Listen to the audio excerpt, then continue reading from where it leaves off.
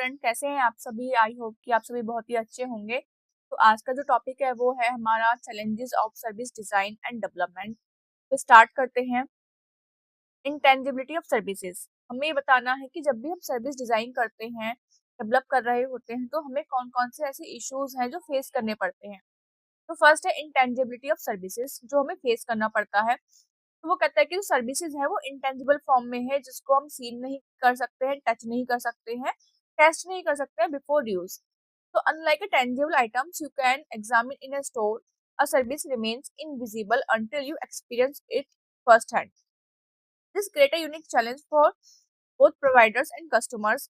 Customers judge service mainly through their experience, not through physical inspection. For example, Netflix continuously improve its interface and recommendation algorithm because the value of their streaming service is only perceived during actual use. The quality becomes apparent only when watched. Okay. तो majorly वो क्या कहता है कि जो services है आपकी वो इंटेंजिबल फॉर्म में होती है, जिसको आप देख नहीं सकते, छू नहीं सकते, टच नहीं कर सकते।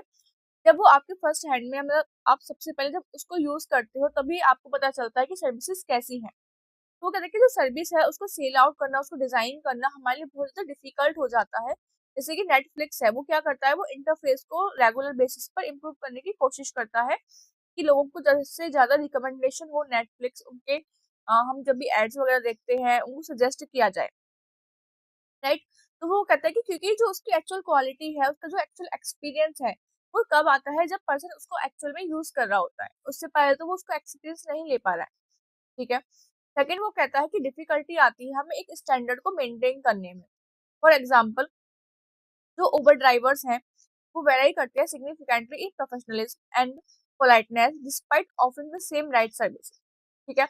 मैंने उबर की कोई भी ड्राइव थी वो बुक करवाई है। मैंने 2 बार बुक कराई, दोनों बार अलग अलग ड्राइवर्स आए हैं मेरे पास में। एक ड्राइवर था जो बहुत ज्यादा पोलाइट था, कर्टेसी थी उसके अंदर। दूसरा था जो रूड था।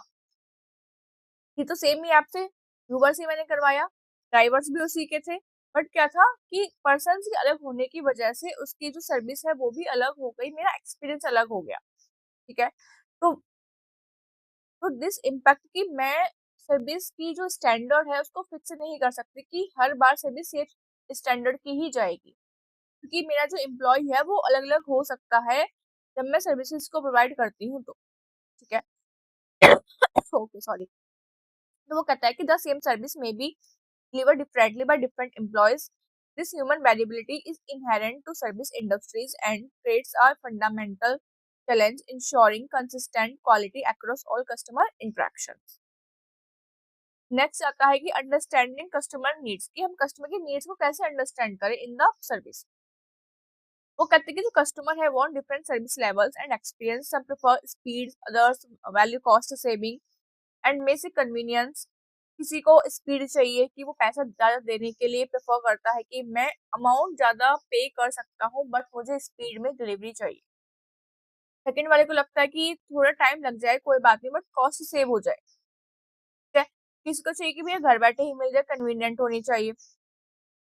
हर किसी के अपने अकॉर्डिंग अपने डिजायर्स अलग है, अपने एक्सपेक्टेशंस अलग है, अपनी रिक्वायरमेंट्स अलग है, अपनी नीड्स अलग है हर एक कस्टमर की। This diversity makes designing a single services that satisfy everyone is extremely challenges. तो मैं जब सर्विस को डिजाइन कर रही हूँ तो मैं एक सर्विस से सभी को कैसे सेटिस्फाई करूँ, ये मेरे लिए बहुत ज्यादा टफ हो जाता है। ठीक है। जैसे अमेजोन है, ऑफर करता है सेम डे डिलीवरी भी है, कि अगर किसी की अर्जेंट रिक्वायरमेंट है वो तो सेम डे डिलीवरी ऑफर ले ले। ठीक है। कोई कॉस्ट कॉन्शियस है तो वो स्टैंडर्ड शिपिंग के साथ में ले ले। तीसरा वो क्या कहता है कि सब्सक्रिप्शन बेस्ड प्राइम डिलीवरी है फॉर फ्रिक्वेंट शॉपर्स के लिए, कि हमने सब्सक्रिप्शन लिया हुआ है प्राइम का। ठीक है। वो कन्वीनियंट होती है, कंसिस्टेंट होती है। ठीक है। तो वह segmented delivery option Amazon addresses varied customer expectation without forcing a one size fits all approach. This strategy demonstrate how understanding diverse needs leads to better service design. तो अमेजन ने यहाँ पे क्या किया, उसने डिफरेंट डिफरेंट कस्टमर को analyse किया कि कस्टमर की क्या क्या रिक्वायरमेंट्स हो सकती है, उसके अकॉर्डिंग उसने कैटेगरी बना दी सर्विसेज की।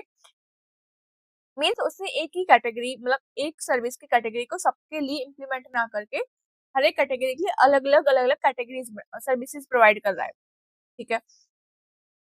नेक्स्ट आता है टेक्नोलॉजिकल इंटीग्रेशन प्रॉब्लम। ठीक, अब हमारा जो काम है वो पहले से भी चलता आ रहा होता है, ओल्ड डेटा भी हमारा ओल्ड सिस्टम चलता है। तो जब मैं उस ओल्ड सिस्टम को टेक्नोलॉजी के साथ में इंटीग्रेट करती हूँ तो मेरे लिए प्रॉब्लम क्रिएट हो जाती है। ठीक है, कि मैं कैसे उसको टेस्ट करूंगी, कैसे मैं फॉलो अप करूंगी उसके साथ में, कैसे वो प्रॉपर वर्क करेगा मेरे लिए। ठीक है, तो new service technologies must seamlessly integrate with existing infrastructure, की जो भी नई टेक्नोलॉजीज हैं वो हमारे क्या होती है सीमलेसली, मतलब बहुत ही अच्छे से इंटीग्रेट हो जानी चाहिए हमारे एग्जिस्टिंग इंफ्रास्ट्रक्चर के साथ में। Legacy systems were not design for modern digital capabilities. वो कहते हैं कि उस टाइम पे जो भी सिस्टम्स बने हुए थे वो मॉडर्न कैपेबिलिटीज के अकॉर्डिंग नहीं बनाए गए थे, creating compatibility issues that can delay और कंप्लीटली हिंडर सर्विस इंप्रूवमेंट। तो उसकी वजह से हमारी जो सर्विस की इंप्रूवमेंट है कहीं ना कहीं डिले हो जाती है या प्रॉब्लमेटिक हो जाती है। जैसे कि बैंक है वो स्ट्रगल करता है कि जब वो एक इंट्रोड्यूस करता है अपने मोबाइल ऐप को, क्योंकि new system must align with decade old core banking infrastructure requires extensive testing and gradual roll outs. ठीक है, कि जब बैंक अपनी ऐप को लॉन्च करता है तो एक्चुअल में वो कर क्या रहा है कि जो काम पहले से ओल्ड तरीके से हो रहा था, डिकेड से होता आ रहा है, मतलब बहुत टाइम से होता आ रहा है, जो उसका इंफ्रास्ट्रक्चर है उसको उस ऐप पर लेकर आना है।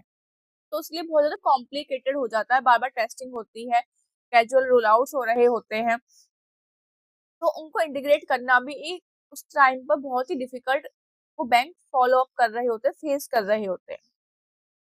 नेक्स्ट है पेरिसेबिलिटी ऑफ सर्विसेज, क्योंकि हम सर्विस को स्टोर नहीं कर सकते, सेव नहीं कर सकते कि वो फॉर लेटर यूज, कि अगर मेरी कोई सर्विस आज अनसोल्ड रह गई है तो वो मेरे लिए परमानेंट लॉस है, मैं उसको कल कंपेंसेट नहीं कर सकती। ठीक है, जैसे कि अगर किसी होटल का रूम किसी रात को खाली रह जाता है, किसी टाइम पे खाली रह जाता है, किसी डे में खाली रह जाता है, तो वो क्या है कि मेरा जो आज उससे रेवेन्यू जनरेट हो सकता था वो रह गया है, वो लॉस हो गया है, क्योंकि मैं उसको स्टोर करके नहीं रख सकती थी। ठीक है, तो दिस मेक्स मैन तो इस टाइम पर मेरे लिए डिमांड को मैनेज करना और कैपेसिटी को मैनेज करना बहुत ज्यादा टफ हो जाता है। ठीक है, ऐसा भी तो हो सकता है कि डिमांड ज्यादा है बट मेरे पास कैपेसिटी नहीं है, तो फिर डिमांड कम है मेरे पास कैपेसिटी बहुत ज्यादा है, तो दोनों ही केसेस में क्या होता है कि अपॉर्चुनिटी लॉस हो रही होती है।